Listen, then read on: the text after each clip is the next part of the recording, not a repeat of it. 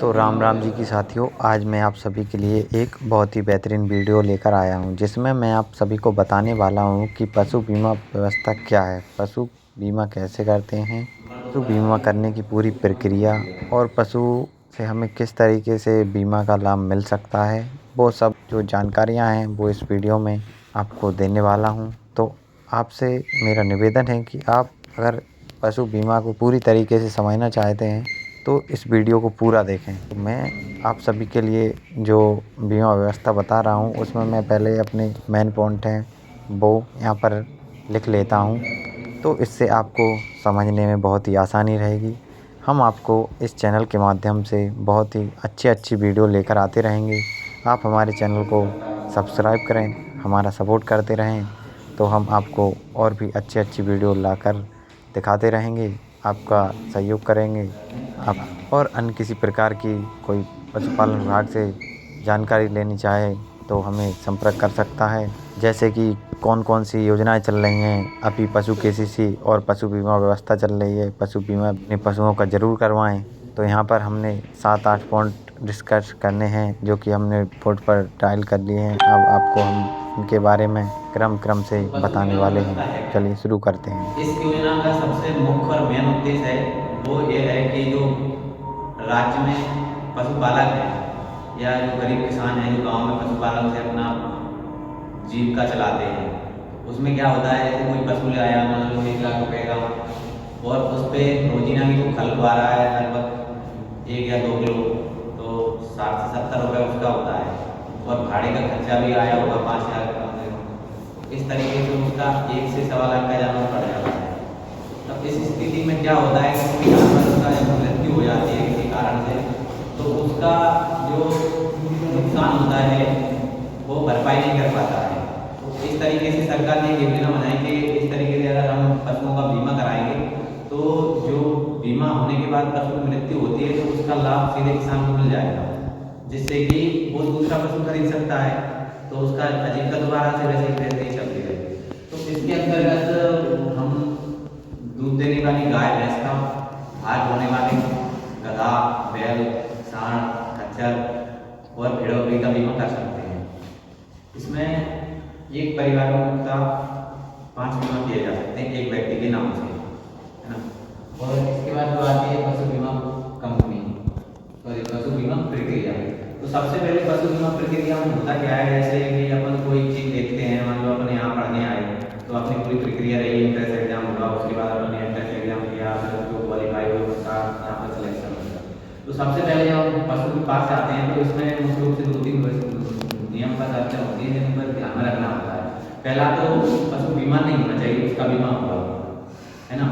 और जिसकी उम्र 3 वर्ष या 2 वर्ष से कम है उसका बीमा, और जो 10 वर्ष से ऊपर है उसका बीमा नहीं होगा। तो सबसे पहले हम जब जाते हैं तो उसके कान में 12 अंक का टैग लगता है, जो आइडेंटिफिकेशन यानी कि जो पहचान चिन्ह होता है उसका, जैसे अपना आधार कार्ड होता है उसी प्रकार उसका भी आधार होता है।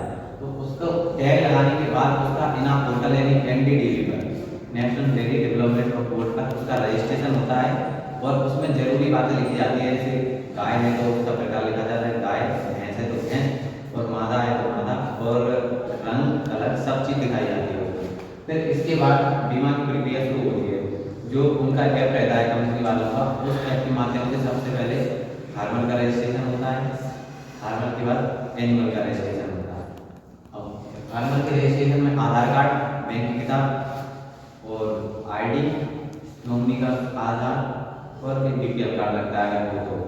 और जैसे एनिमल का जब रजिस्ट्रेशन होता है तो उसका आइडेंटिफिकेशन कार्ड, और उसके बाद उसका कलर, दूध दे रहा है कितना दे रहा है, किस पर्पज के लिए रखा गया है, और इसकी मार्केट में वैल्यू कितनी है।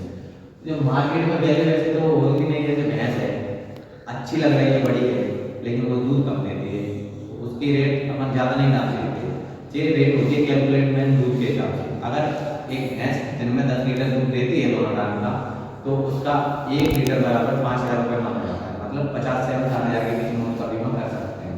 और अगर गाय की बात करें तो उसमें 4,000 रुपये लीटर के हिसाब से चल रहा है। यहाँ पर ये प्रक्रिया पूरी होने के बाद फॉर्म को सबमिट कर देते हैं ऑनलाइन और ऑफलाइन माध्यम के तरीके से। फिर इसके बाद कुछ दिनों बाद जो वो पॉलिसी होती है वो तैयार होकर आ जाती है, जो किसान को दी जा सकती है, और जो वेटनरी डॉक्टर होते हैं और एजेंट होता है वो रख लेता है। इसके बाद आती है प्रीमियम दर, बीमा कंपनियाँ।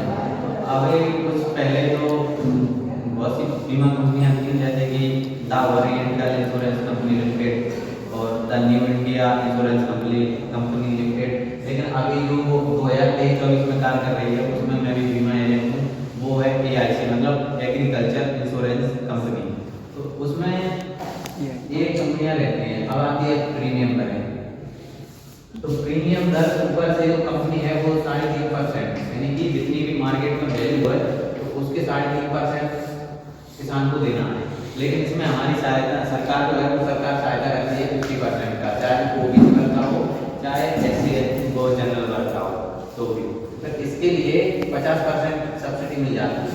अब जैसे जो कमजोर वर्ग के लोग होते हैं, जैसे SC ST या BPL धारी होते हैं, जो गरीब रेखा से नीचे आते हैं, तो सरकार कहती है उनको 20% और कम कर दिया जाए, मतलब 70% सब्सिडी हो जाती है। अब 30% से जो अंशदान है वो किसान को अपने स्वयं से लगाना पड़ता है।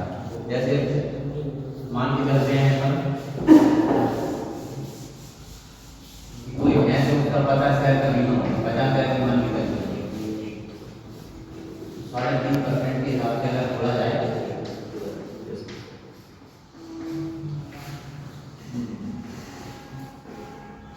1750,000, ठीक है।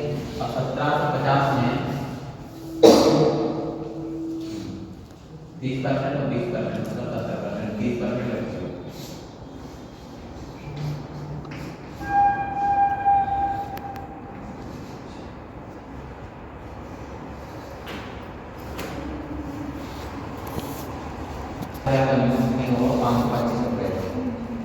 ये होगा SC ST और BPL वालों के लिए, और मेरे 50% आ जाएगा तो 12% हो जाएगा, 10,050 हो जाएगा। ये हो जाएगा तो जनरल वाले हैं और OBC वाले हैं।